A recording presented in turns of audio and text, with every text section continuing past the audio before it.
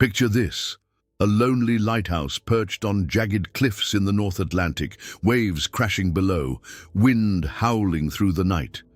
Inside, 3 men were meant to be on duty, but when rescuers arrived, they found nothing.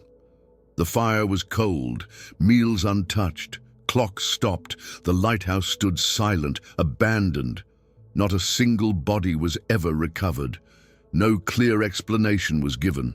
And yet, more than a century later, the world still asks, what happened to the 3 keepers of the Flannan Isles?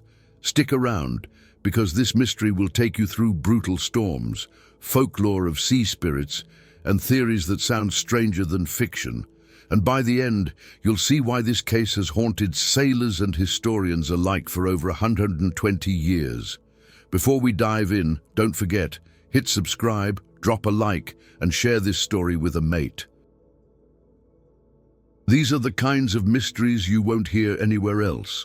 The Flannan Isles, a cluster of rocky outcrops about 20 kilometers off the northwest coast of Scotland, remote, wind-battered, and often shrouded in mist. They were the kind of place most people never wanted to step foot on. But in 1899, a lighthouse was built on the largest of these islands, Eilean Moor, to keep sailors safe from the deadly reefs below. The job fell to 3 men: James Ducat, the principal keeper, Thomas Marshall, his second-in-command, and Donald MacArthur, a relief keeper. For weeks at a time, they lived in total isolation, cut off from the mainland by unpredictable seas. Letters from the period describe how keepers would cling to routine, winding clocks, cleaning lamps, logging weather, to keep their sanity. One worker compared it to serving a prison sentence, only with waves instead of walls. In December 1900, that fragile sense of order shattered. When the steamer Arcta passed the Flannan Isles on the 15th, the crew noticed the light was dark, no beam sweeping across the sea. It was reported, but no one could investigate until days later, when the relief vessel Hesperus finally arrived. What they found would become one of the greatest maritime mysteries in history. The lighthouse was locked from the inside. 2 sets of oilskins were missing, but 1 remained. The logbooks had stopped days earlier. The table was set for a meal, but no one was there to eat it. And this is where the mystery truly begins. Because the deeper you look, the stranger the details become. Some explanations seem reasonable: storms, accidents, even human error. But others, they wander into the territory of folklore, superstition, and the unknown. So, let's start at the beginning. The day the light went out and 3 men vanished from the edge of the world. The lighthouse logbooks, discovered after the disappearance, gave investigators their first glimpse into the final days. Thomas Marshall had written of severe winds, the likes of which I have never seen in 20 years. He noted damage to the equipment outside and exhaustion among the men. But what really stirred debate were the emotional notes. One entry described how MacArthur, known as a tough, no-nonsense seaman, had been crying. Another spoke of prayers and a sense of dread among the keepers. Yet, here's the catch. No storms were recorded in the surrounding region at that time. Ships passing nearby reported rough seas, yes, but nothing like the chaos described in those logs. Some historians argue the log entries were exaggerated or even forged after the fact.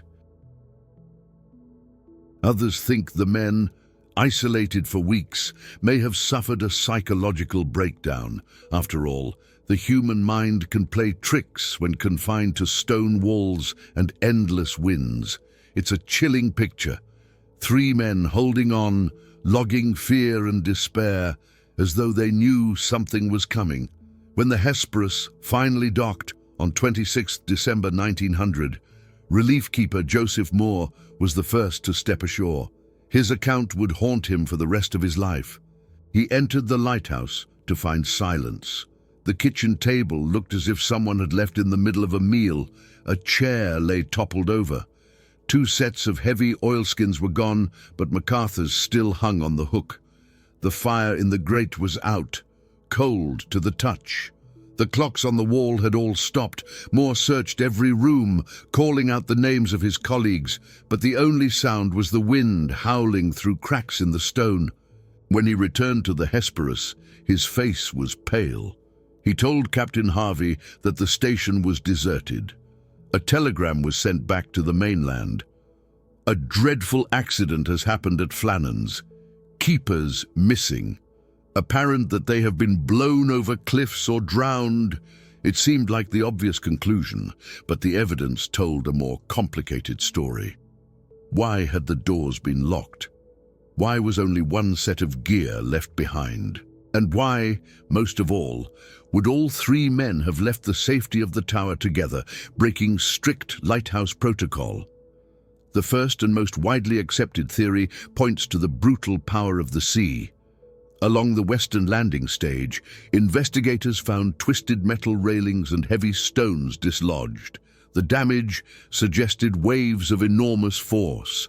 The idea goes like this. One man left the tower to check the damage, another went to help, and the third, MacArthur, perhaps in a hurry, dashed out without his oilskins.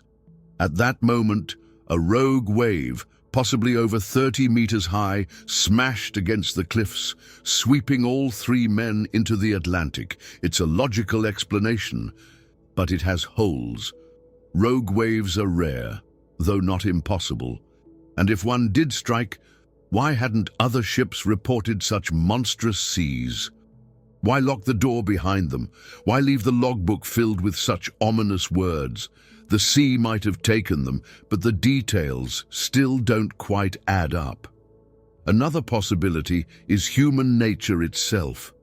Life on the Flannans was grueling. Constant storms, cramped quarters, long nights. It's not hard to imagine tempers flaring. Some speculate the men may have fought. A heated argument could have spilled outside onto the cliffs with fatal consequences. But official records painted Ducat and Marshall as disciplined, professional keepers. MacArthur, on the other hand, had a reputation for being fiery, even violent. Could he have snapped? Yet, if violence had occurred, there should have been signs, blood, damage inside the quarters, or tools out of place. Investigators found none. More subtle theories suggest not violence, but despair. Prolonged isolation has been known to trigger paranoia, even hallucinations. Modern psychologists compare it to the strain faced by polar explorers or submarine crews. The log entries hinting at fear and prayer could fit this picture. Three men pushed beyond their mental limits. Still, the mystery remains. If madness took hold, where did their bodies go? The Scottish Isles are steeped in folklore, and the Flannans were no exception. Local legends spoke of little men, supernatural beings said to inhabit the rocks. Sailors whispered that the islands were cursed, and that no one should linger after dark. Some stories claimed the men were taken by spirits of the sea, lured away by voices in the wind. Later, lighthouse keepers reported hearing names called out in the night, as if the lost men were still there, echoing through the gales. Of course, folklore doesn't hold up in official reports, but it does explain why the mystery has endured. Because when natural explanations fail, the human imagination fills the gaps. Even more fantastical theories emerged in later years. Alien abductions, sea monsters, portals to another world. Outlandish, yes, but they kept the Flannan Isles alive in the public mind, long after the official inquiry had closed. By the end of the inquiry, the official conclusion was that the men had been swept away by the sea while securing equipment in a storm. But even then, doubts remained. Why did the logbook suggest storms when records show none? Why leave behind one man's gear? Why lock the door? And why, after all these years, were no bodies ever recovered, not even fragments washed ashore? For Joseph Moore, the man who first entered the lighthouse, the mystery became a personal torment. He later confessed that he could never return to the Flannans without feeling an oppressive weight, as though unseen eyes were watching him. He lived with that memory until his death. And that's the true power of the Flannan Isles mystery. It isn't just about what happened, it's about what we may never know. The line between fact and folklore remains blurred, and that's why this story continues to echo. The story of the Flannan Isles lighthouse keepers is more than just a tale of 3 missing men. It's a reminder of nature's raw power, of the limits of human endurance, and of the mysteries that remain unsolved, no matter how hard we search for answers. Maybe they were swept away by the sea, maybe they cracked under the strain of isolation, or maybe, just maybe, the truth lies somewhere stranger.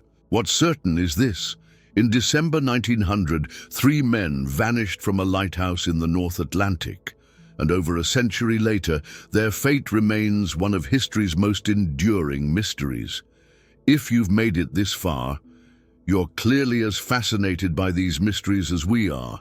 So do us a favor, hit that subscribe button, give this video a like, and share it with a mate who loves a good mystery, and tell us in the comments, which theory do you reckon makes the most sense? Was it the sea, human nature, or something we can't explain? Your thoughts keep the conversation alive, and who knows, maybe together we'll come closer to solving it. Thanks for watching, and until next time, stay curious, stay sharp, and never stop questioning the unknown.